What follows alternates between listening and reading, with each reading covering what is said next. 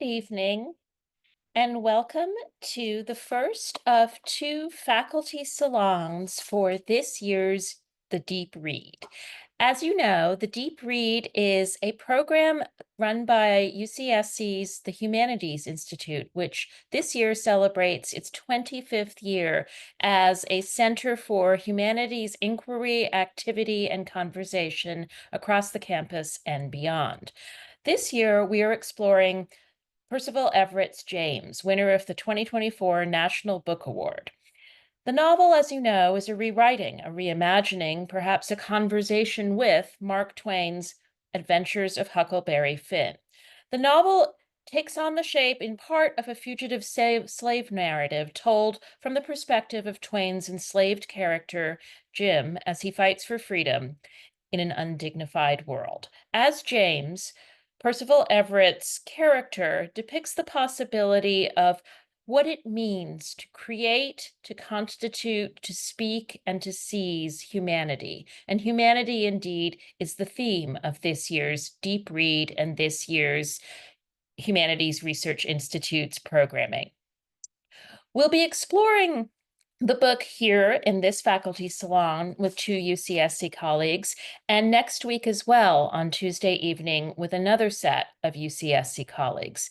In addition, we have other events going on. We've done two faculty salons with various alumni and engaged readers. We are running a course which is being taught right now by Laura Martin, the research program manager at the Humanities Institute. In addition to meticulously designing these events and composing our fabulous email reading guides, Laura has been teaching 15 undergrads, taking them on a very deep dive. One of our goals for you being one of the more than 10,000 people reading James with us right now, is to allow you to experience the kind of framing, inquiry, surprise, learning, and insight that comes with having faculty take us in new directions and bring new things to light in our reading. We're grateful to have, as always, the help of many partners in running the Deep Read. That includes, of course, the Humanities Institute, Alumni Engagement, the College Scholars Program, the Council of Provosts, the Office of Diversity, Equity, and Inclusion, the Humanities Division, Living Writers Series, Phi Beta Kappa, the Division of Student Affairs and Success, and the University Library. We're also grateful to our community partners, Bookshop Santa Cruz, De Anza College, Pacific Collegiate School, Santa Cruz High School, and Soquel High School. It's great to have all of you reading with us. Tonight, we'll be in conversation with two professors of creative writing from UCSC. The format will be, I will introduce each of our speakers briefly. Each of them will be speaking for 15 or 20 minutes. They will be in conversation with one another, and they will be conversation with myself and with Laura Martin. We'll open this conversation up to all of you. I hope you'll put questions into the chat at any moment as you're listening to us. If for some reason you don't or aren't getting the emails for all of the Deep Read events, we will also put that link in the chat so that you can sign up. It's my pleasure to introduce Micah Perks, who is Professor of Creative Writing and Literature here at UC Santa Cruz. Micah is someone who writes across many genres of literature. She is the author of a short story collection, a memoir, and two novels. The most recent novel, What Becomes Us, won an Independent Publishers Book Award, and it was also named one of the big top 10 books about the apocalypse by The Guardian. Micah's short stories and essays have appeared in a number of creative writing journals, including Plowshares, Epoch, Zizva, Tin House, Kenyon Review, and LitHub. She has won a prestigious National Endowment for the Arts Fellowship and has had residencies at artists' colonies, including Blue Mountain Center and McDowell. Our second speaker, Yamashita, is Distinguished Emerita Professor of Creative Writing here at UC Santa Cruz. Karen works across genres and at prolific rates. She's the author of 10 books, including I Hotel, which was a finalist for the National Book Award. Most recently, Dark Soil, Fictions and Mythographies, forthcoming from Grey Wolf Press, questions 27 and 28. She received in 2021 the National Book Foundation Medal for Distinguished Contributions to Literature. She's also received a U.S. Artist Ford Foundation Fellowship. Please join me in welcoming both Karen and Micah. We'll be beginning with Karen. Thank you.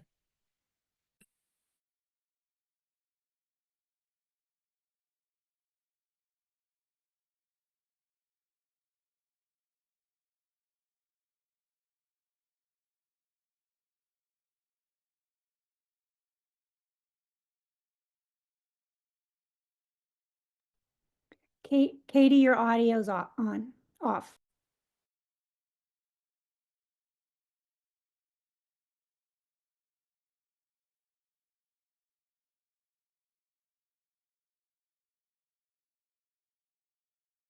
Oh, here it is. There you go. Thank you. Sorry about that.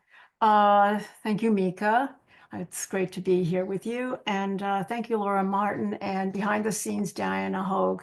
And thank you, Vilashini, for hosting here.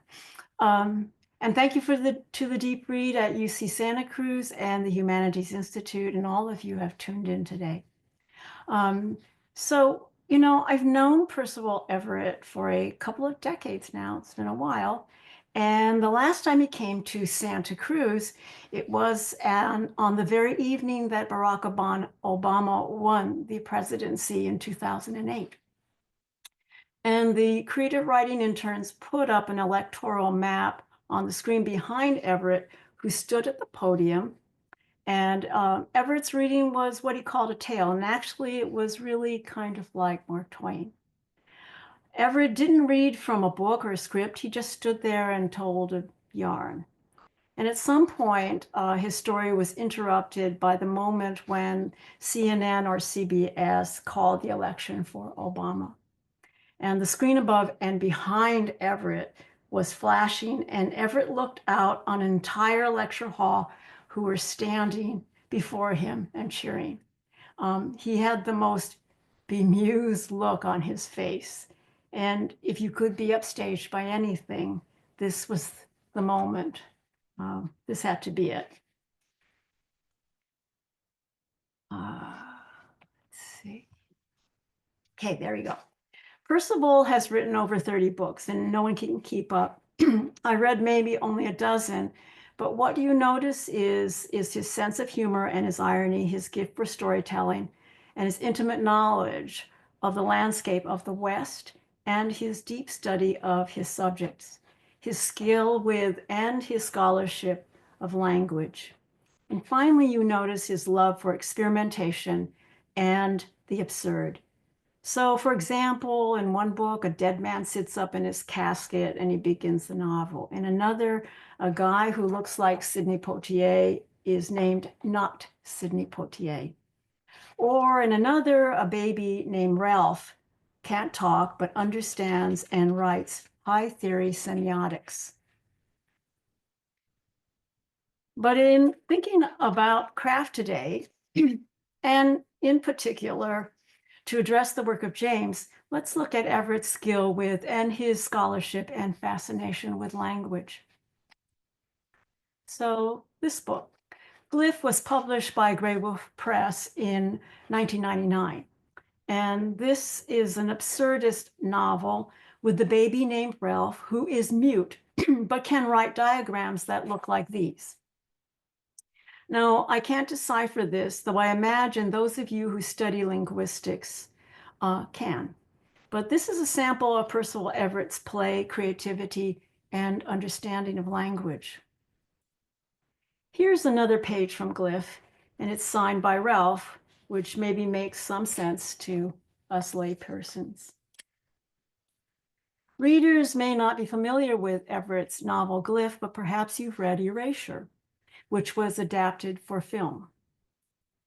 Here is the opening epigram that begins the book Erasure.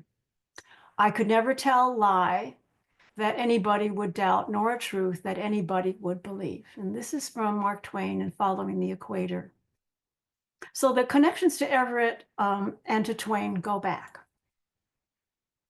If you enjoyed the film American Fiction, perhaps if you haven't already, you'd like to read the book itself. It's Erasure. And the protagonist of Erasure is named Thelonious Ellison, for the jazz pianist Thelonious Monk, and the writer Ralph Ellison. It is perhaps a grown-up Ralph, a semiotics scholar writer who engages in high theory and whose books consequently are academic and won't sell. He's outraged that what sells are representations of Black culture and language he does not recognize and with language he objects to. These two books, Native Son, published in 1940, and in 1996, Push, renamed Precious to match the movie adaptation, are assumed to be the books that stir the discomfort and anger of Erasure's protagonist. Now, whatever you think about these books, they become iconic American novels. And remember, they are in part iconic because they were praised at the time for representing an authentic African-American experience supported by the voice and the language of their protagonists. Similarly, this book, Huckleberry Finn, by Mark Twain, became what some critics call the quintessential American novel, while other critics complained that it was hyper-canonized. It too was praised for its authentic representation of Americans, also based on Twain's replication of vernacular Southern dialects. So if you're my age, you read it in school. Everyone read it in school. I don't know if everyone reads it these days, but certainly Everett must have read it as a kid. And Everett might have wondered about, but also agreed with Mark Twain's disclaimer at the front of the book.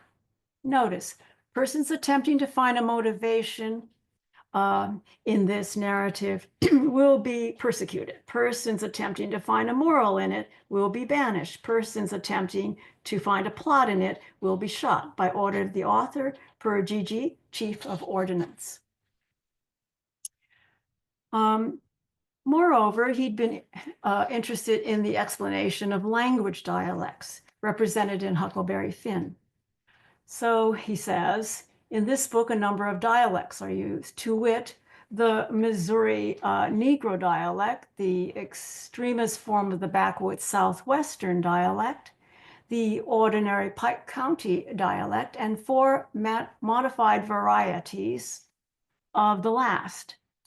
The shadings have not been done in a haphazard fashion or by guesswork, but painstakingly and with the trustworthy guidance and support of personal familiarity with these several forms of speech.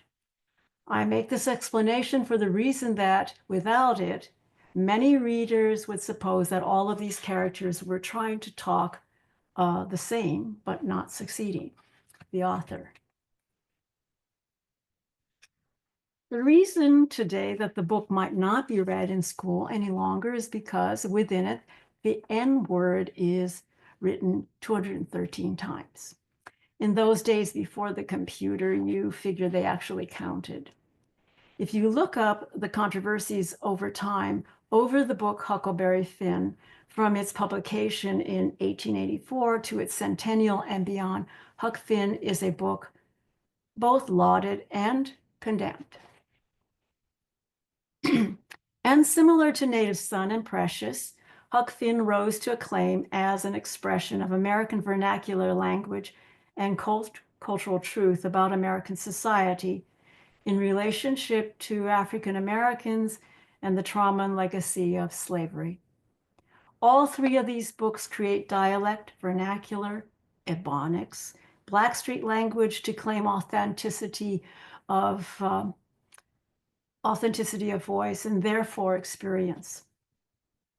For Everett, the question of racialized voices, narrative voices, the implied and secret voices of language occupy his work. Think about it. Ethnicity and culture and place change the way we see, hear, feel, even smell and taste. And also it changes the way we speak, think, learn, and write. How does the writer translate this experience to the page? How does the music of language and mimicry reach the ear of the reader to make the reader believe or to know? How might vernacular and dialect be understood by the reader as being a negative or a positive representation? What gives literary work authenticity? Who in this storytelling has agency? That is, control of the story. The retelling of a story from the point of view of another character is, well, it's nothing new. Here are some examples you might be familiar with.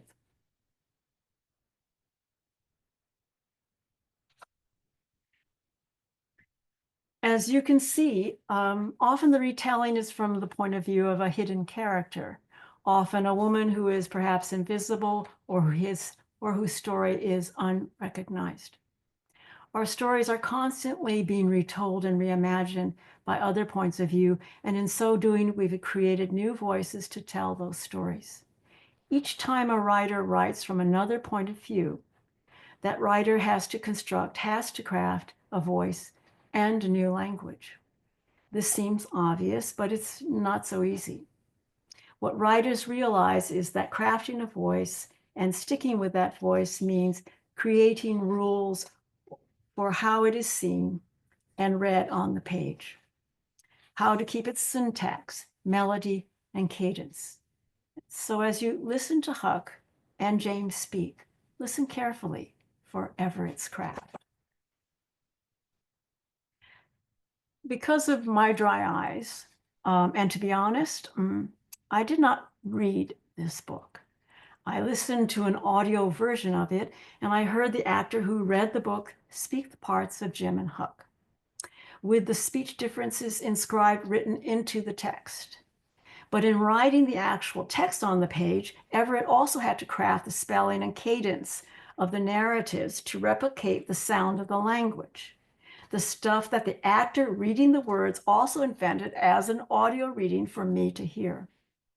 If I had read the words on the page, I might hear it very differently. I listened to the actor's translation of his reading of James on the page. So does this make sense? It sounds complicated, and it is, and it isn't. As you know, Jim moves back and forth between a language he is expected to speak in white company and a language he actually speaks with his family and other Blacks. His true erudite language is a secret, hidden language. His slave dialect is learned and spoken in order to survive in a world that expects to dominate and oppress him. In such a world, language must be dummied down to be made obsequious. Huck Finn was, in my time, required reading in school. It was a boy's tale set on the Mississippi during slavery just before the Civil War. It imparted lessons about friendship and survival and freedom. If the novel James is a rewriting or reconstruction of Huck, the school book, it is, among many things, about the power of language, the desire to know and the right to read, write, and to learn.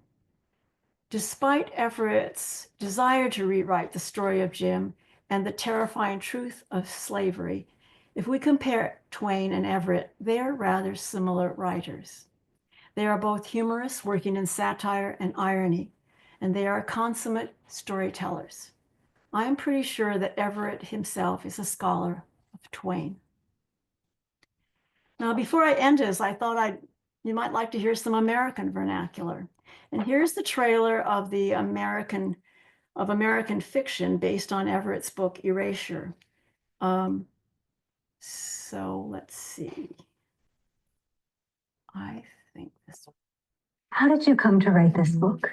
What really struck me was that too few books were about my people. Where's our stories? Where's our representation? Would you give us the pleasure of reading an excerpt? Yo, Sharonda, girl, you be pregnant again? If I is, Ray Ray's gonna be a real father this time around.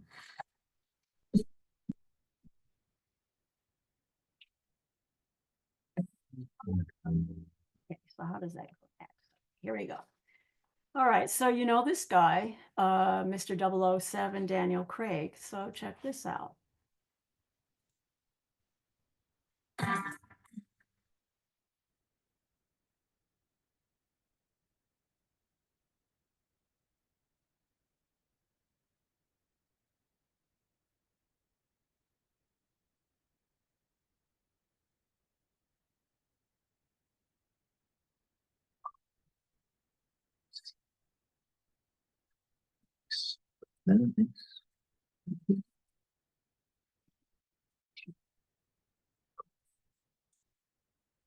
Moving.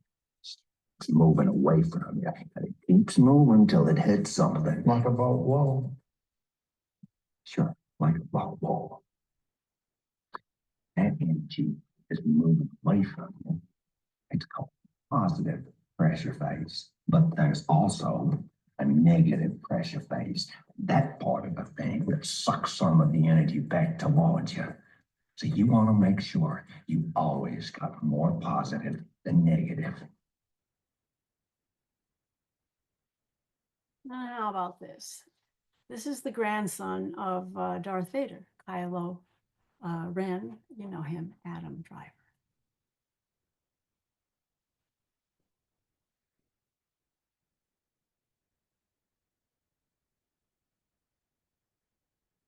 Oh, why, this is a crime scene. Did you just say cauliflower to me?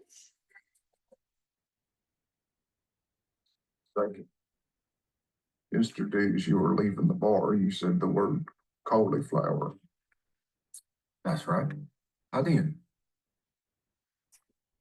The last time you said that word to me, I ended up getting sent down for 6 months.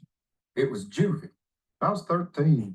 And you were supposed to be the lookout, now weren't you? Being that I was your kid brother, I let you lead me into trouble with all your crazy cauliflower plans.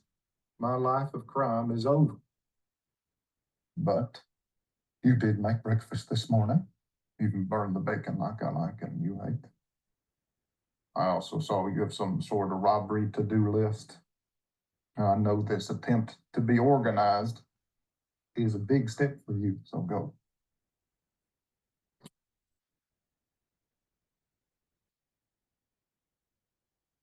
So what's the point of showing you all this?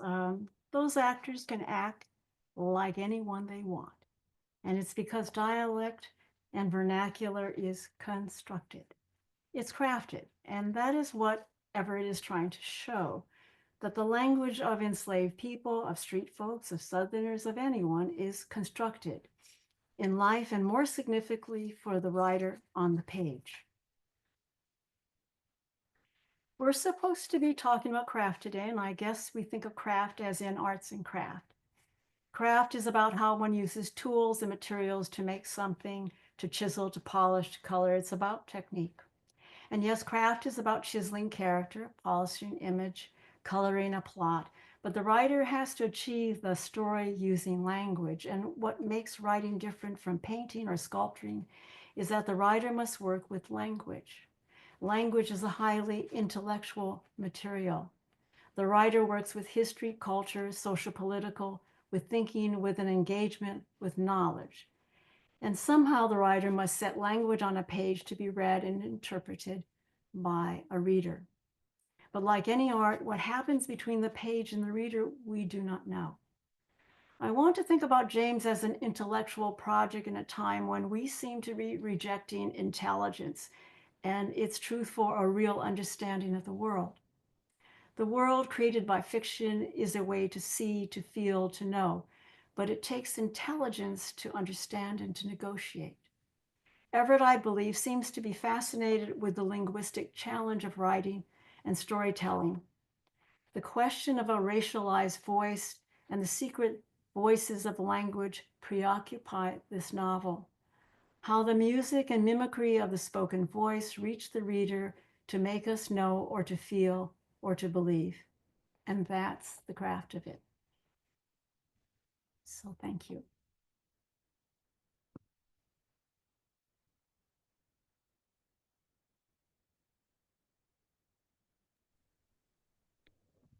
Thanks, Karen. Can't wait Look to at all talk to those you more about. little things coming up. Okay, stop. Oh, that was people loving and clapping at you. Oh, So it's my turn. So I turn. So I'm going to share my screen and get started, and then we can have a little talk.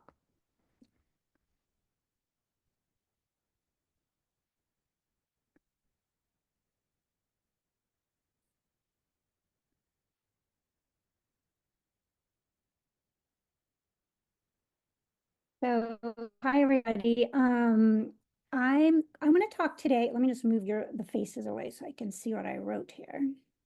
I'm going to talk today about James in terms of the problems with creating narrative tension. And for James in particular, as Karen really eloquently described, oh, sorry, I'm just getting this out of, I think I can collapse it, maybe, no. Oops, sorry. I need to go back. Why did that happen?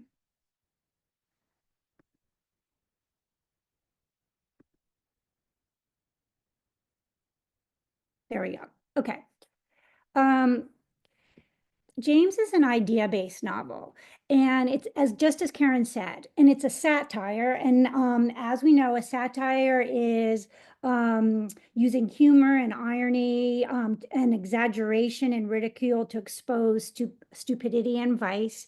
And in James, we see this is a quote from the character James, but we see the absurd, surreal, and ridiculous situation of slavery and the institution of slavery through a satirical lens. And James's also could be seen as a picaresque, which a journey down a river. But the only place, this is again a quote from James, the only place we can ever be is in slavery. So even though it appears to be a journey forward down a river, it really is an absurd, surreal, and ridiculous journey in that there's no way to get out of slavery on the river. Yeah, and James is also metafiction. It's a book about writing a book. There's a book within a book in it. It's Jim is writing a book and creating a book, and creating himself through writing, and metafiction is a fiction about fiction writing.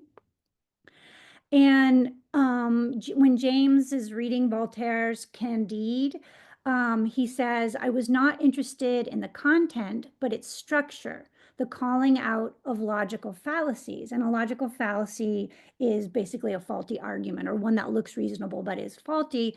And in James, one of the logical fallacies is the institution of slavery. And so, sorry, there we go.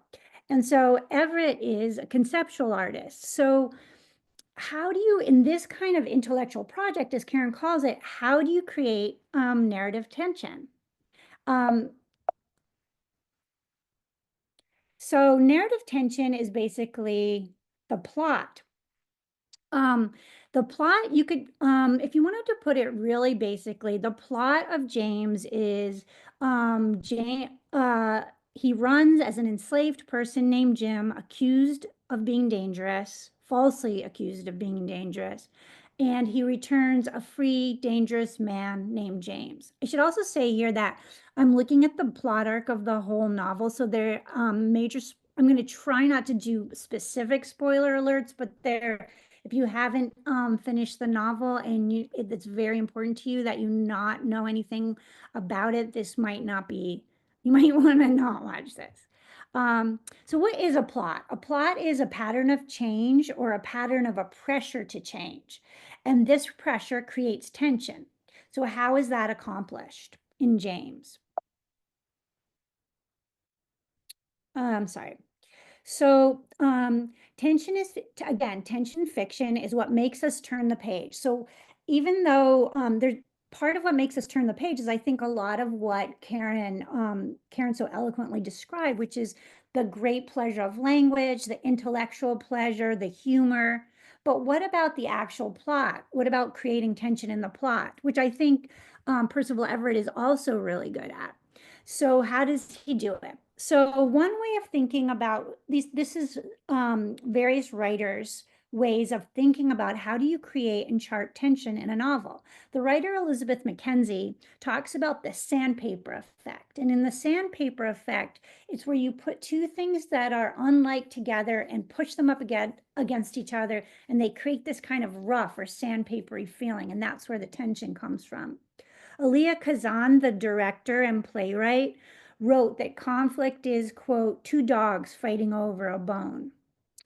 And then this was in the 1970s, the feminist playwright Claudia Johnson, in critiquing the idea of conflict, the classic idea of conflict and the idea of crisis conflict resolution, which she said was a masculinist project and a violent project. She said that you could chart all literature through looking at the relationship between the main characters and when they were disconnected and when they were connected. And her example, for example, was she was like, let's think about Romeo and Juliet. We could say that Romeo and Juliet is the conflict between the Capulets and the Montagues, but that really doesn't get at the heart of what Juliet and Romeo and Juliet is. But if we think about it as charting the connection and disconnection between Romeo and Juliet, then we start to see what the play is really about. And then finally, Aristotle said man is his desire. And this is a more recent craft idea that a desire plus a danger. So somebody wants something and there's some danger to them getting it. And that's where tension comes, or drama.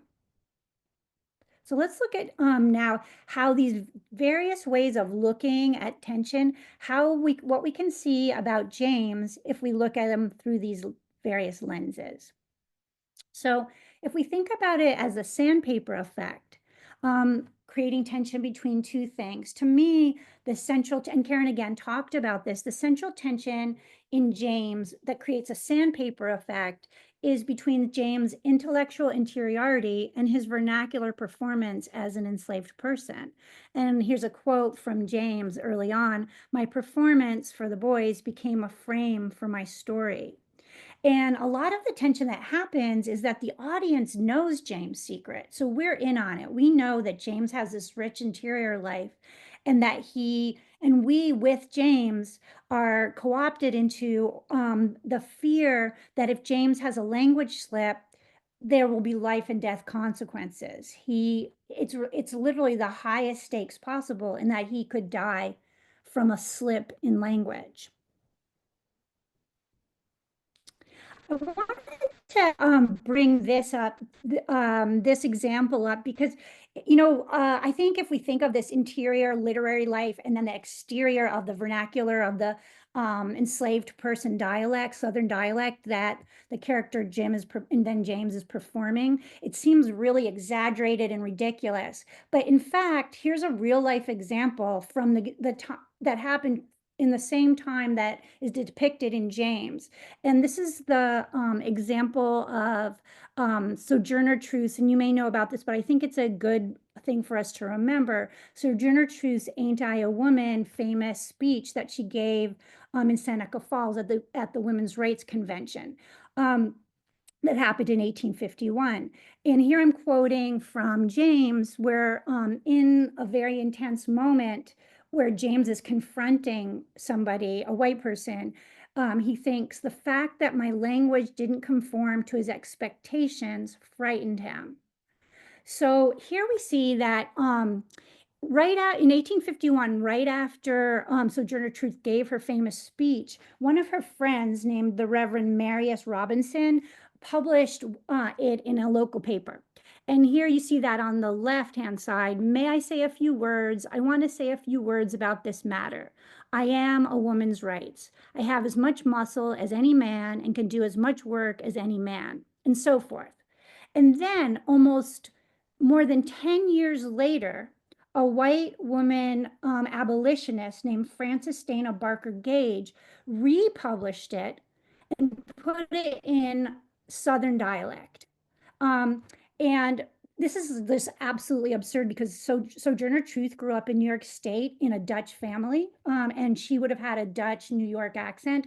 She would not have had, even though it's just so ridiculous that they put this into a Southern, a kind of stereotypical, absurdist Southern dialect.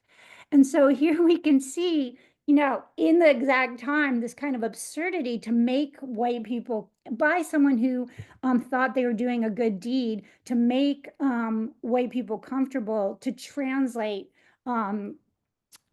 Sojourner's dialect or speech into this quite ridiculous, for her especially, dialect. So I want to talk about connection, disconnection. If we think about the narrative tension in the novel, and again, narrative tension is the plot, the pressure to change in the plot and how it's created. One way to look at it is between the relationship between Huck and James and how that changes and through connections and disconnections throughout the novel.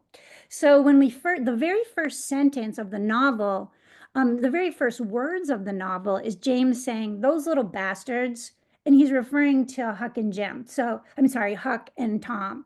And so his first description of his relationship to Huck is a disconnection. It's like, "You little bastard."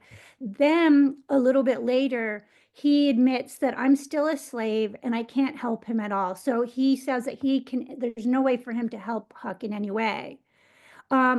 Later on in the novel, they're separated, and he says, "We were separated, and despite my concern for the boy, I wondered if that was a bad thing."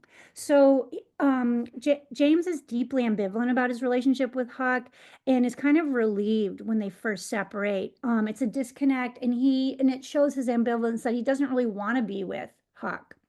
However, a little bit later in their misadventures, he admits, "I missed young Huck. I worried for his safety and felt responsible for him." So here we see he's a deeper connection. And then even in a little bit later, he sacrifices himself for Huck, where he says, "Huck caught my eye, telling him to back away." And so James, again, I don't want to be really specific in case you haven't read the novel, but James sacrifices himself for Huck. And then again, I felt even more like running, and had Huck's head not been on my shoulder.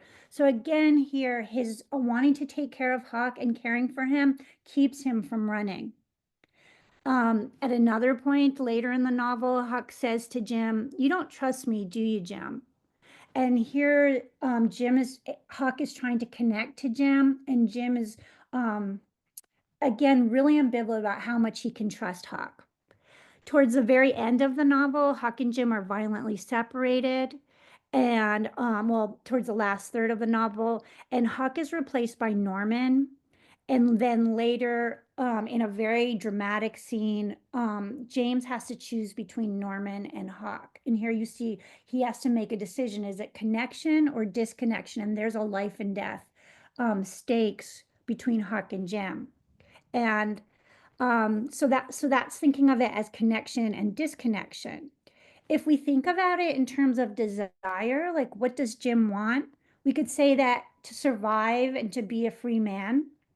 We also talked about, does he want to save Huck? Does he want to be rid of Huck? He's not sure, and that changes for him.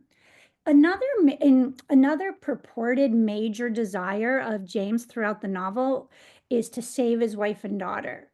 But I'm going to be straight up that I was not convinced by that desire. Although he says it, I feel that the real power of the novel is in his relationship with Huck. I felt that his desire, he says he wants to buy his wife and daughter, that he wants to save them, and he keeps repeating that.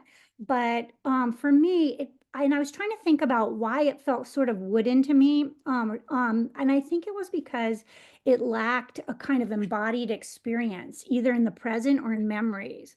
And here's just one example. When he finds out that his wife and daughter have been sold, he says, I had never felt such grief.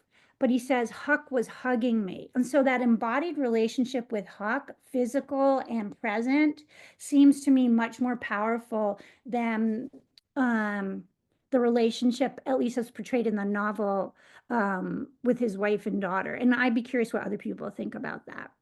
Like you, Karen, too. Okay, if we think about it as a conflict, you could think about it as the absurd, surreal, and ridiculous institution of slavery versus James. And what tools does he have in this conflict or fight with his what he calls his enemy? He has his pencil and his anger. So if you've read the novel or up to this point, you know that the pencil is getting and receiving that pencil was literally a life or death in the novel act to have that pencil.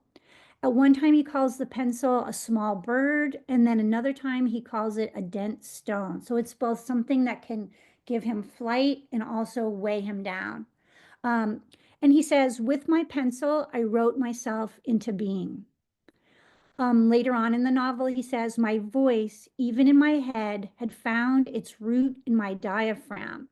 My pencil had more firmly grasped the pages. Here he's explicitly, those sentences are right after each other, and he's explicitly connecting the pencil and the writing with his body and his voice. So it's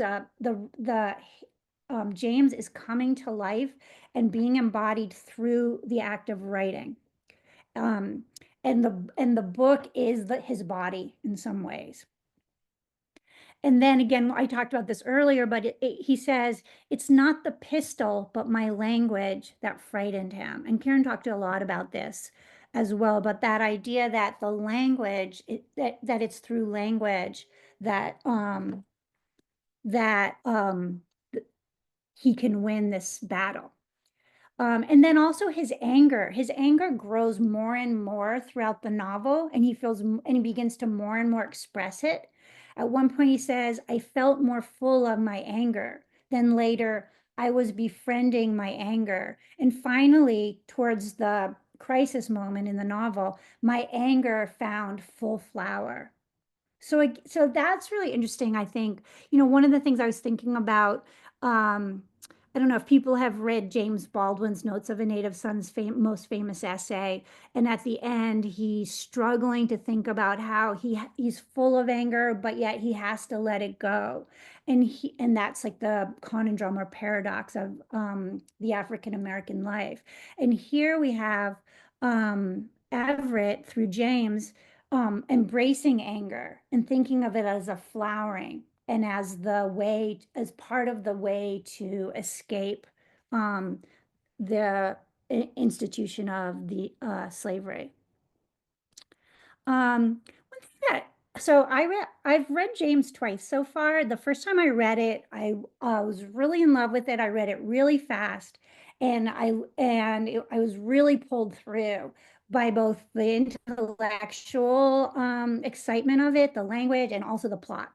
But in the second reading of it, I realized that it's a book about men and boys, and that Everett does not choose to imagine a woman with agency. And this is a book about Jim, the enslaved person Jim, becoming James and finding agency and power. And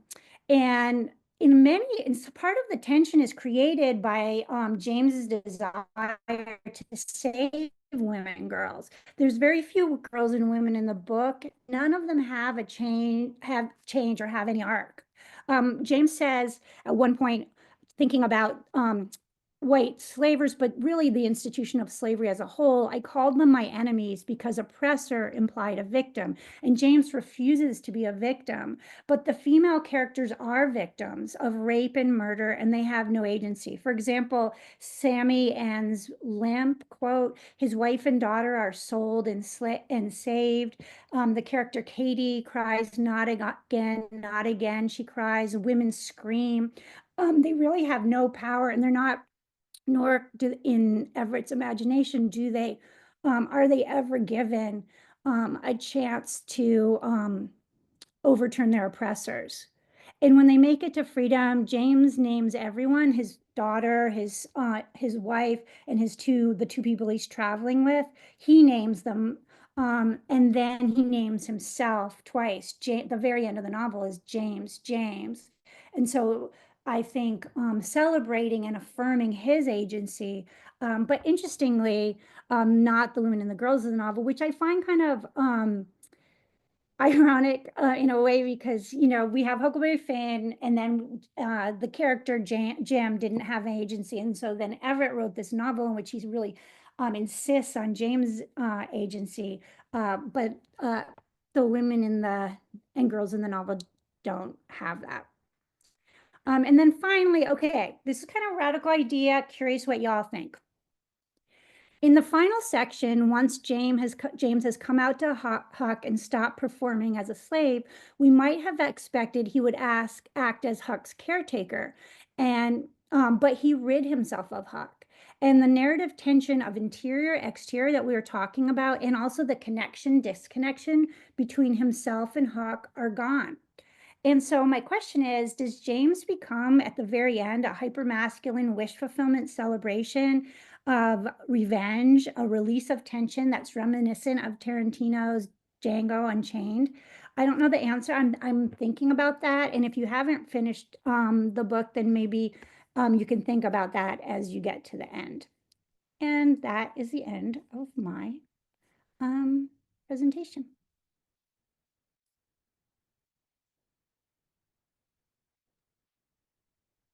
So, Katie, should we have a little chat? Oh, okay. I don't know. What are you talking about? We can talk about, Right. Well, it's not a feminist work. Just sorry, it's not. Do you have any, here's a question, one thing I didn't talk about, and we didn't talk about it all, but it is really funny. Like, how do you think, how does he do that? Like, how does Everett, create, it's both horrifying, but also funny. Like, how does he do that, do you think? Oh no, he's a funny guy. He's funny. There's like a dry sense of humor and a There. sense of the absurd. Right. I think it's in keeping with Twain, really. Yeah. Yeah. Yeah, you're right. Because Twain is also able to go back and forth between kind of horror of they're really inhumane human beings, and then, but also making fun of them, and terrible things happen, but also really funny things too.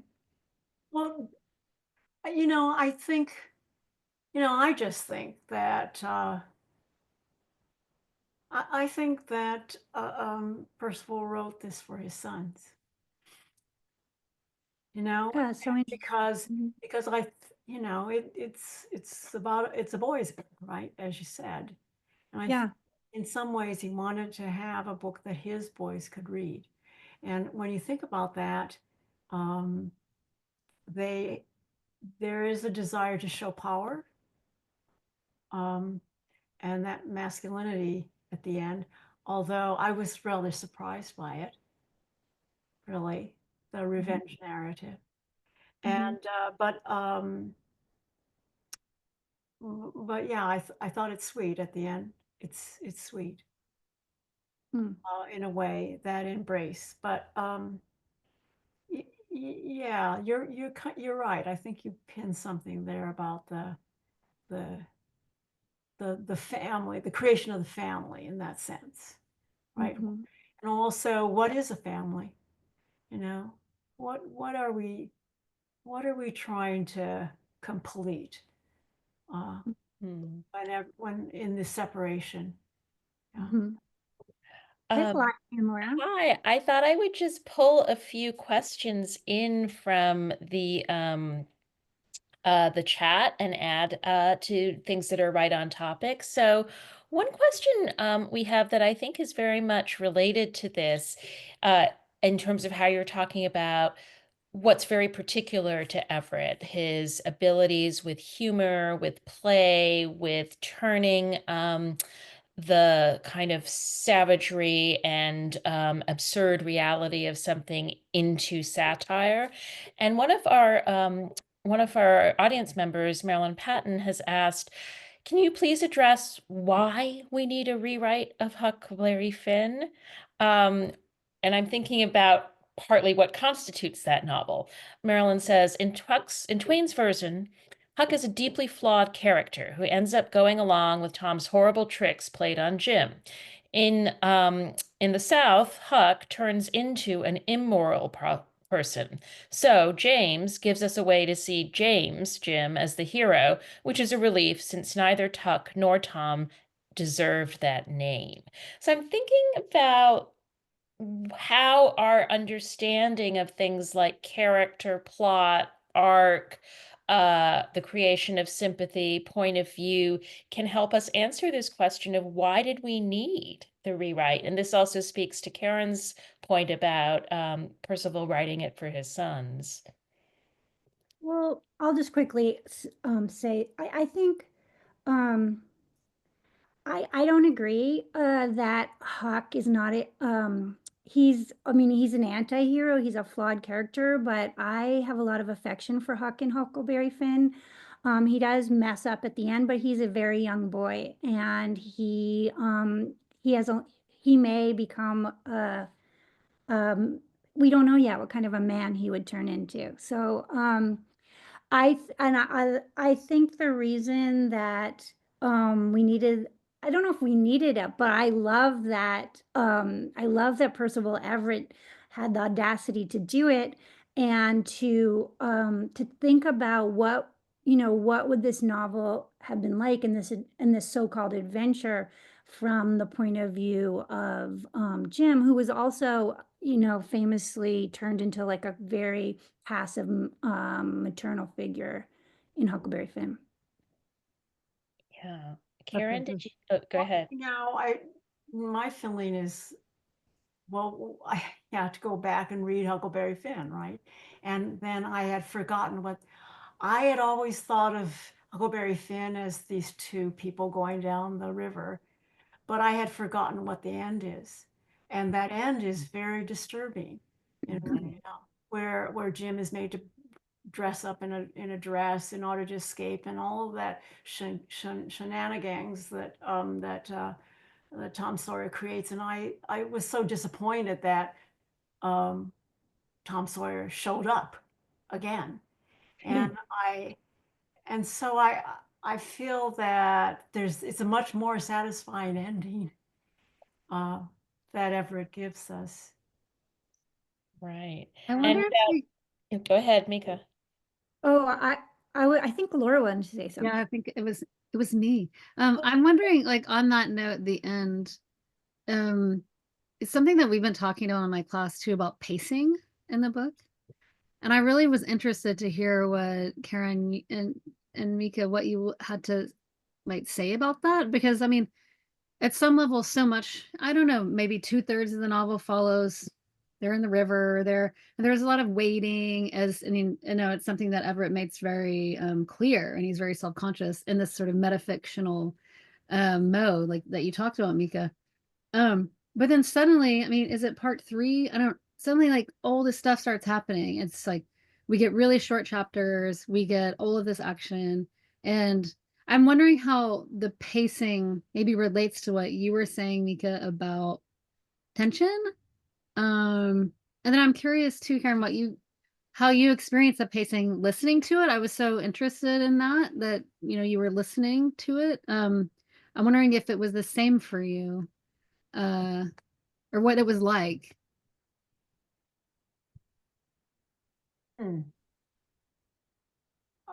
Yeah, you're right. It speeds up at the end. It's right? really fast. Yeah. Yeah. Right. Yeah. Well, it's kind of weird the way, well, first of all, actually, one of the things I was thinking is that Everett's really good. Like the chapters are really short throughout. Yes, they are. They're short chapters, and then all the chapters have like spacings. Then he has 1, 2, 3, and all of those are pretty basic ways of creating tension, pulling people through. And then he also has hooks often at the end of chapters where we're like, what's going to happen next. But that ending part where he just jettisons Huck and it becomes his novel completely. Huck disappears. Is really interesting and you're right, the pacing it becomes a very not a novel about a father and a son, but a novel about a man seeking revenge. It's interesting, Katie, that you said it was a father and son novel, and I do see that, but the ending's not really about being a No, parent. Yeah. Yeah. it's also about Yeah. saying, Well, and it's I'm interesting. fed up. best thing I for can't take it yourself. on. Yeah. It's really interesting, this question about pacing too, because I'm thinking about the ways in which the father-son novel or the father-wife-daughter parts of the novel, the relational parts are told in scenes of connection, a few scenes of memory, not very many. This kind of rolling but almost continuous action on the river, like we have the raft, we lose the raft, we have the raft, we lose the raft. And that seems different from this what people are talking about, this kind of racing forward, this speeding up of the action that reminds me actually of the structure of either the epic or the Shakespearean tragedy, where suddenly you have all these things and you simplify in a way for maximal impact. You think about this being a story of James's return in some sense, his return into a kind of human state, a fully realized personhood that he's never had. And so to arrive into it, he's almost like an epic hero, like Odysseus, who has to get back everything that has been taken. And we know, or Django for that matter. I think Django has a very epic structure. Yeah. And and that kind of is maybe one way to think about these bursts of what seem like almost cruel abandonments. I love that. I hadn't thought about that, Vilashini. That's so smart. I hadn't thought of him as Odysseus. And as we know, Odysseus comes home and kills everybody. So yeah. Yeah. Yeah. Well, there's a movie about it too. There's some other questions in the chat that I think are also good to bring in right now. So one person, Tiffany Young, reminds us that James did care about his family, traveling south, wanting to buy them, risking a lot to save them.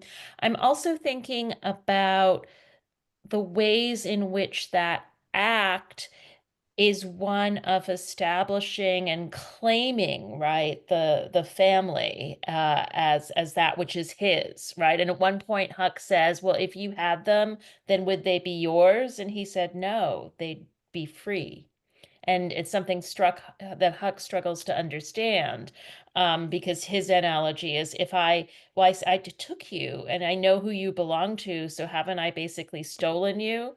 And that's what it would be true if you were a mule. And Jim says, I'm not a mule. And so there's something about this return that is, on the one hand, really humanizing, and on the other hand, the return causes him to act in ways that are beyond the pale. And I wonder, Micah, if this is also part of that sandpaper quality, and whether the kind of person we see James as is necessarily a pretty contradictory kind of human. Well, I'm thinking it's interesting. Maybe that's a part of the sandpaper is, yeah, I like that. Like maybe it's the sandpaper between who James has become and who he was. Um, there's also that he does at the end, he's almost outside of himself, watching himself, and he says, who knows what I'll do next. I was surprised that I felt nothing. You know, this that his rage and his writing him has turned him into killer. Yeah. Mhm. Um, Maybe that's the book inside the book. Yeah, yeah. oh, you mean, and why do you call it the book inside the book, Karen? Well, that's what Micah said. Because James is writing his own his Yeah, memoir. he's writing, And, so yeah. ostensibly you're reading. But it's also Yeah. the story within the personal story is the story of what we sometimes call the ugly emotions, right? Mhm, And mhm. it's interesting to think about that in tension with these figures, these Enlightenment philosophers who come in to talk about, in that tradition, what it means to control the emotions, to produce ideal citizens, to have ideal societies. I bet you have something to say about that, Laura. Do I? I don't know. Well, I say this because Laura's trained in the 18th century. Yeah. No, it's very interesting. I mean, I'm still stuck on this other, I'm like thinking about him in these epic terms that you were suggesting, Vashni, and this, how this return home and this supposed saving of his wife and daughter. I mean, I don't know. I'm kind of with you, Mika, on that. I could talk more about that. We had this interesting discussion in class about the fact that no woman has agency in this book at all. But I'm like particularly hung up on at the end of the book where he announces himself as the angel of death, in this very Tarantino-esque moment, like you pointed out. And then he says, I am a sign, I am your future, I am James. So there's this really future focused revenge. It's like this future focused revenge story by the end. And I really am interested, like, to hear what you all think about what that means. Like, I am your future. Yeah, like which is interesting too, because up until that moment, whenever the war between the states comes, the Civil War comes up, he just kind of, it's like nothing's good's gonna happen. It's not gonna help us. So then is it a future beyond our present? Like a future that's coming, maybe, in the idea of, yeah, that there's some future that hasn't arrived yet where there'll be justice. Yeah, I love Mm. that, Mika, and I think it resonates with a question in the chat from Cheryl Thurber, who says, "Does it need to be violent at the end? Is James claiming Huck a necessary part of this, or is it, I think all these different things that happen at the end, is it a question for race relations turned upside down?" So I'm wondering if I am your sign, I am your future is exactly as you say, Mika, not necessarily a future we can imagine, but a process of turning the present upside down. Mhm. And what are all because one of the things that's accomplished is the definitions, exterior based definitions, don't seem to hold true, right, in this novel of, you know, can you correlate the interiority of someone with how they present through language or through performances? So yeah, I'm thinking about these signs of a portents, right? Of something that we could really think about as something also important to classical narratives, which is the principle of a carnivalesque reversal. Yeah, definitely. I see that. Yeah, it did feel I love that. It did feel very carnivalesque at the end and very like I was trying to think of the right word, and that is a really great word, that it was there it was in a certain sense celebratory in a in a of in the of maybe masculinity, of like he's of him being a dangerous person and him being, as Laura said, the angel of death. I don't know, Katie, what do you think? There's, uh, yeah, there's anger there. It's Yeah. anger. Yeah, it's anger. And it has to come through. Yeah. Yeah. Yeah. Well, Oh, go ahead. I was just gonna say, this passing thought, and I'm not sure if this is true or not, but because it just came to me, but we were talking about how Huckleberry Finn in the end, what was so partly so disappointing is that he betrays Jim, and that he jettisons Jim in terms of their friendship. But then in James, he does the same thing, and I'm wondering if, if Everett did that on purpose, obvious, or anyway, that he was thinking like that was also a kind of revenge, you know? Right. Which the language at the end. Yeah, Yes. Yeah. Yeah. Well, and this exclusion of him from his family, right? yeah, He keeps yeah, insisting, and like Huck is like, I'm your family. yeah, He's essentially like, no, you're not. I mean, yeah, you can, and he's like, I'm a slave. He's like, no, you're not. Just Mm. go be a white boy. He keeps telling him this. yeah. And I found it so sad. Yeah. I did I mean, it's ridiculous. Like, what's he going to do on the run with that? I mean, no, it doesn't. Of course, it's absurd for him to like go with the fugitive slaves, but north, to Iowa where they end up. But I mean, it's also so sad.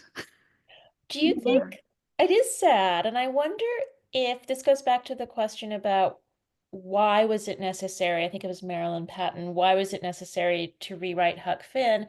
And to that we would add, of course, how does Everett rewrite Huck Finn? And I'm thinking about the leaving behind of Huck as a moment in which James, the novel, is leaving behind the universe conjured by and constrained by Huckleberry Finn, Twain's Huckleberry Finn, right? Like, so this, can we talk a little bit about the nature of this relationship between the two texts? And underneath that, I think the inevitable question of Everett's relationship to Twain. I think there's another question in the chat.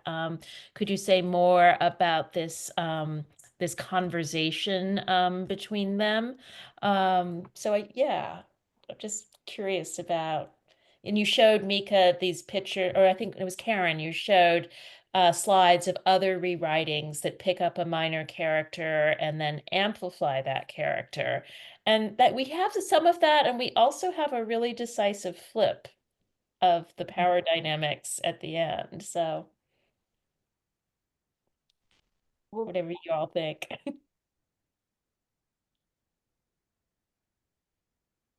well, that the use of the using a minor character, it's been famously always about women, right? Mm. Silenced. So in this case, then it's it's a slave narrative in which the slave has been silenced. So that's flipped here, right? Um, hmm. Yeah, well, this gets back, I guess, to this question that a couple people have asked.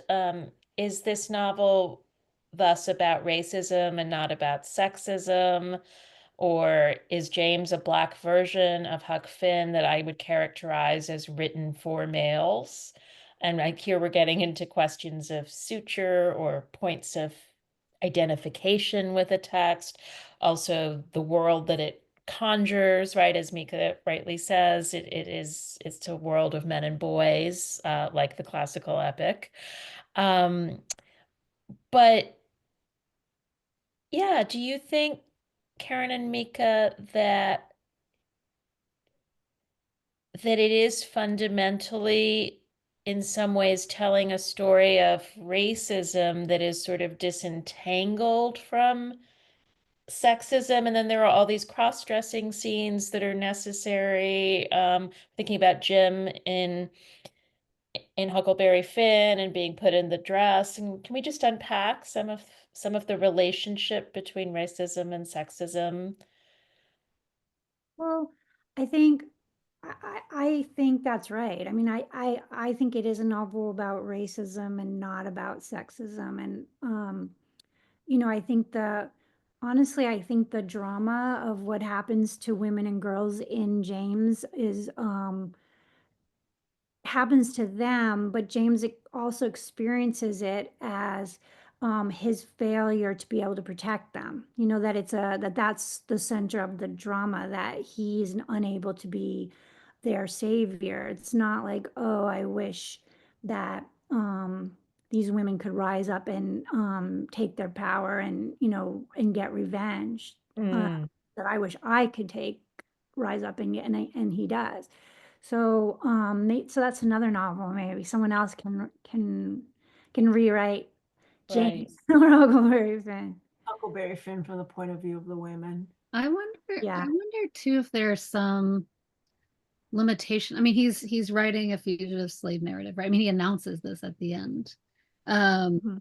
And I wonder if too there's a limitation, like what's coming up is a sort of limitation of that form, this like hyper individualized, self-authored story. You know, I wonder if Mhm. that's happening to some degree. Mhm. I mean, there's also the case that, you know, in Twain, there are no women or girls in Huckleberry Finn. I mean, we get the like the Huck's, um, you know, mother. I mean, it's not his mother, but he has a dead mother, a dead father. He's an orphan, right? He's taken in by the widow, but we don't really see her speaking or anything like that. Oh, and also at the end of, I mean, Huckleberry Finn, at the end of Huckleberry Finn, it's clearly like a rejection of domesticity and women. And his last line is like, I'm high, I don't remember exactly, but I'm hightailing it out to the territories. Flying out to the territory. Yeah. Progress is gonna civilize me and catch me, you know. So it's like that. That's also celebration of masculinity too, right? Like men are out in having adventures and being free, and out there, and domesticity, which is run by women, is cloying and claustrophobic But and right. emasculating. One thing Susan Gillen pointed out in her Twain talk, right, though, is that lighting out for the territory, there is no frontier anymore in this period. So it's like clearly a fantasy. Right. You know, at some level, is this like this is still a romance of like a masculine romance or something to some degree, you know, the sort of fantasy. I mean, this book too, without, you know, I don't know. Yeah.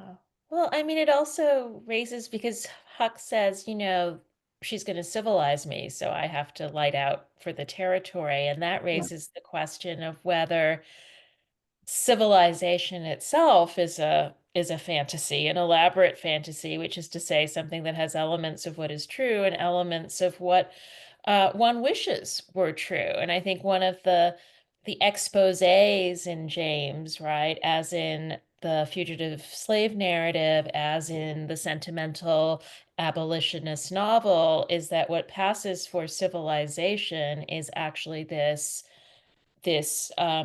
you know, institutionalized, you know, barbarism and brutality. And so there's something ironic, right, about civilization getting narrowed to the confines of having to, you know, wash your hands and say your prayers and wear shoes, right? And I think that's Properly. Twain is good at that, at the absurdity sort of which Huck feels this confinement, right? This kind of imprisonment when he is in the space of the widow and of homes generally. And it's almost like we have to see a miniature version of that in order to then be able to grasp the larger story of a civilization that controls you not by telling you to wash your hands, but controls your very being, right? Yeah. Yeah, but there's another question maybe we could turn to because we don't have we have about 10 or 15 minutes. And this is from Thais, our own Thais Miller, a graduate of our literature program, now teaching literature and creative writing in Arkansas. Thais talks about this move from California to Arkansas. Uh, Many of the folks I meet now, the people who have moved from the West Coast, now speak with a Southern accent. Um, I was wondering if you could speak more about dialect and vernacular as social constructs, as well as about how the language in James is used to both reflect and deflect social assimilationism or group mentality. Mhm. Katie, you want to talk about that? I don't know why do you even talk about it.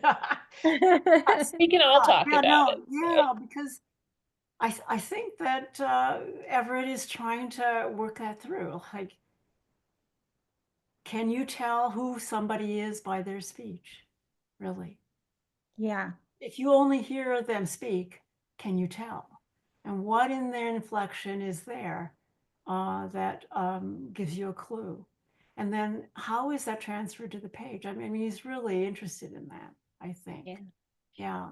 He Yeah, hears. and it seems like it's a kind of, I mean, it is you know, what James is doing, the character James, when he's speaking, when he's performing an enslaved person through dialect or vernacular, um, I mean, obviously he's playing with that idea of a minstrelsy and then the irony of like the doubled minstrelsy and you know, all of these performances within performances, which is again, like the book within a book. So I think he's obviously really, finds that fun and interesting that, there is no really real at the nub, maybe, you know, maybe it's all Right. performance. Exactly. I think that's so true, Mika, and it's what makes him, a postmodern writer through and through, which is to say he's writing a book about writing a book about writing a book. You're Yeah. always observing things that we might think of as somehow given truths, be it civilization or race or um uh the certain historical truths or something like that. And you're observing them from a distance, seeing them through one lens and then another lens and then another lens, so that what you see is how these ideas are put together as opposed to Mm. their native inherent sort of resounding truth. And so when we talk about this conflict, that's so central to James is, can you really know who a person is? And once you feed that knowledge, that sort of detective game of how you know through language, it means you have to understand somebody through what is essentially a construct, a way of talking. The same thing is true in Erasure, right? Where the novelist realizes, oh, I'm not getting published because I'm writing books that are reimaginings of Virgil, and I need to be writing books like the one in the clip that Karen showed. So like his Black author needs to align with a certain kind of Black voice. And so he's often and regularly preoccupied, I think, with the misalignment, with the sort of disconnection between interiority and exteriority, between identity and its performances. And at the end of the day, once we accept that language is a construct, we then have to accept that many other things are constructs too, including identity. And I see that somebody here has connected that to performance and cakewalk and various minstrelsy. I think that's so true. And yet, there is because there's a slave narrative at the heart of or at the center of James. There is a real earnestness when we get to James's own memoir, when he says, I'm writing myself into being. I don't think that's satirical, ironic, or play. You know, it's really in earnest, like in the same way, like Douglas or other slave narratives, Harriet, That's true. Jacobs, that um he earnestly believe there that the novel is that it's possible to write a really real self, you know, or that he can create a real self, like authentic self, which is kind of funny in it and Yeah. not in a Hindsight. paradox. Yeah. It's not Yeah. really what, you know, it doesn't seem like Everett. That's true. It's Right. a rare Right. sentimental moment. Well, I Yeah. think it's increasingly so as the novel goes on. Like like the performance within the performance, like the layers of irony start to be sort of shed. And he, right, I mean, by the end, when he's like on becoming the avenging angel, he's not speaking in slave vernacular anymore, right? And remember, there's this part where I think it's when he's confronting, I think it's both Hopkins, the overseer, and also Judge Thatcher, and he says something like that my language, like that I was speaking standard English, was more disarming than this pistol that I had in my hand. You know, like they were so confounded. But he sort of drops the second voice, the vernacular, and like to your point, Mika, he becomes this really earnest, like avenging angel on this revenge, you know, seeking mission, and he's not different. Yeah. And do you think we have actually, in an interesting way, less interiority of Jim as we get into that final point, sort of along the lines of the flatness sometimes of the epic hero? And it strikes me that this is a good moment also to think about the distinction between what Everett is able to do in portraying this character, Jim, who you're absolutely right, both of you, does have this earnest kind of like coming into his own being, this sense of realization of even of, you know, achieving selfhood, right?